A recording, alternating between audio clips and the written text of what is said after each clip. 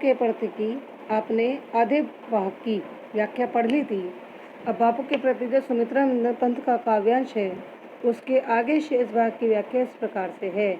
पशुबल की कारा से जग को दिखलाई आत्मा की विमुक्ति, विद्वेष घृणा से लड़ने को सिखलाई दुर्जय प्रेम युक्ति, वर्श्रम प्रसूति से की कृतार्थ तुमने विचार परिणत उक्ति, विश्वानुरक्त है अनासक्त सर्वस्व त्याग को बना मुक्ति, उर के चरखे में कात सूक्ष्म युग का जनित विषय जनित विषाद, गुंजित कर दिया गगन जग को भर तुमने आत्मा का निनाद, रंग रंग के खद्दर्श के सूत्रों में नवजीवन आशा प्रहलाद, मानवीय कला के सूत्रधार हर लिया यत्न को शल प्रमाद। अब यहाँ इन पंक्तियों में कवि सुमित्रा नंदन पंत कहते हैं कि पशुबल की कारा से जग, हमारा देश जो विदेशी पराधीनता से आसक्त था, तो विदेशों का जो आतंक था, जो अंग्रेजी सरकार का आतंक था, वह पशुबल था। उसके कारा का माने जेल से जग को, जब हमारा देश संपूर्ण संसार पशुबल की अर्थात अत्याचार, क्रूरता, कठोरता के जेल बन चुका था, ऐसे में तुमने हमारी आत्मा को इस पराधीनता से विमुक्ति, स्वतंत्रता की राह दिखलाई।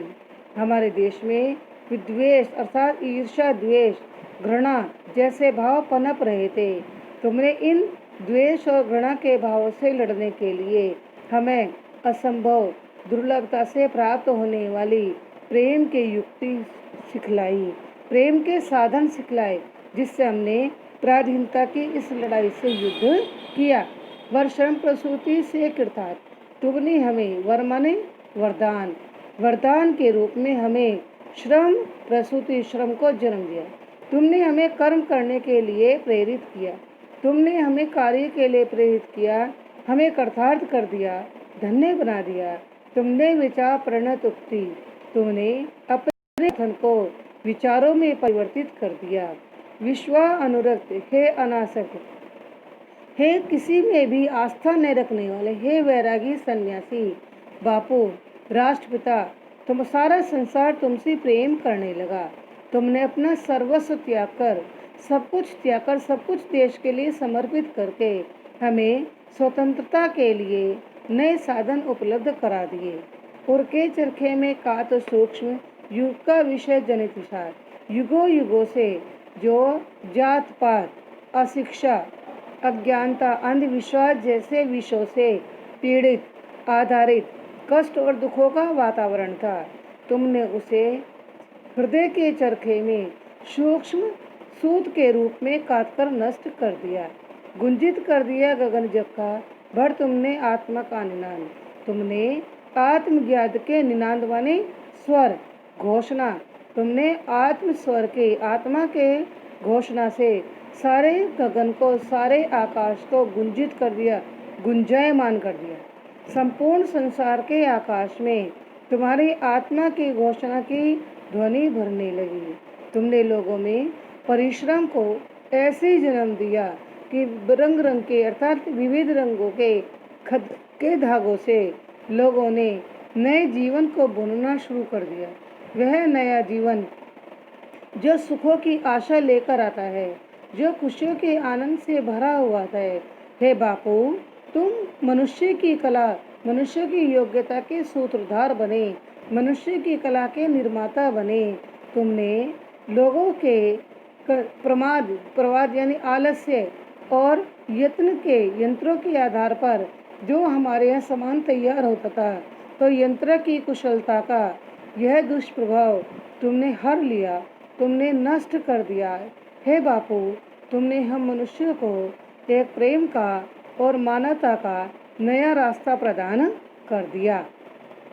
साम्राज्य था कंस, बंदनी मानवता, पशु बल आक्रांत, श्रृंखला दासता, प्रहरी बहु निर्मल शासन पद शक्ति भ्रांत, कारागृह में दे दिव्य जन्म, मानव आत्मा को मुक्त कांत, जनशोषण की बढ़ती यमुना, तुमने ही नत प्रणत शांत, काराती संस्कृति विगत भित्ति, बहुधर्म जाति गति रूप नाम, बंदी जग जीवन बहु विभक्त, विज्ञान मूढ़ जन प्रकृति काम, आए तुम मुक्त पुरुष कहने, मिथ्या जड़ बंधन सत्य राम, नानर्थम जयति सत्यम माभे, जय ज्ञान ज्योति तुमको प्रणाम।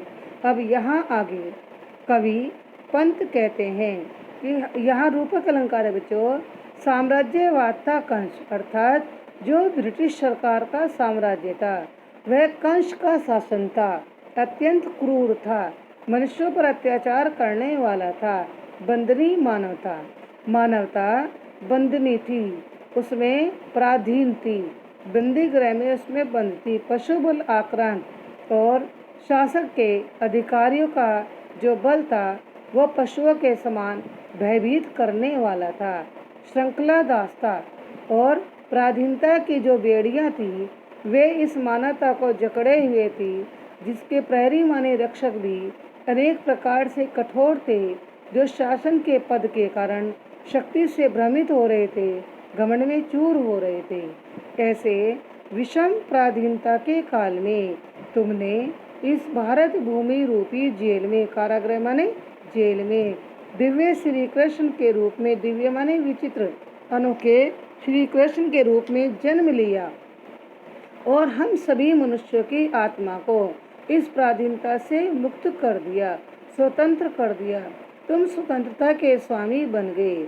जन शोषण की, लोगों को शोषित करने की, लोगों को कुचलने की जो यमुना की तरह से बढ़ती हुई आंधी थी वह तुम्हारे चरणों में झुक गई, तुम्हें प्रणाम करके शांत हो गई।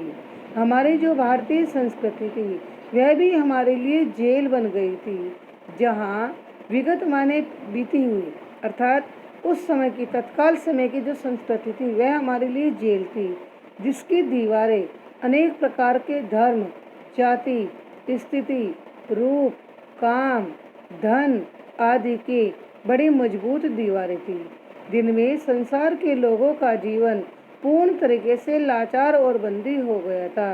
धरती भी विभिन्न भागों में बटी हुई थी, विज्ञान भी मूर्ख बनकर कुछ कर नहीं पा रहा था, मनुष्य की प्रवृत्ति भी स्वार्थी हो गई थी। अब ऐसे विषम वातावरण में, ऐसे संकट काल में, हे बापू, तुम स्वतंत्र मनुष्य के रूप में अवतरित हुए। तुमने आकर घोषणा की कि संसार के सारे बंधन तो जड़ हैं, झूठ है, केवल एक सत्य तो परमात्मा का नाम है, राम का नाम है। ना अनर्थम जयति, अनर्थ माने झूठ, ना माने नहीं, जयति माने जीतता है, झूठ कभी नहीं जीतता है। सत्य माभे, सत्य को डरना नहीं चाहिए। हे ज्ञान की ज्योति, हे ज्ञान के प्रकाश, तुम्हारी जय जयकार है। तुमको सदैव हमारा प्रणाम है, हम सदैव तुम्हें शत शत प्रणाम करते हैं।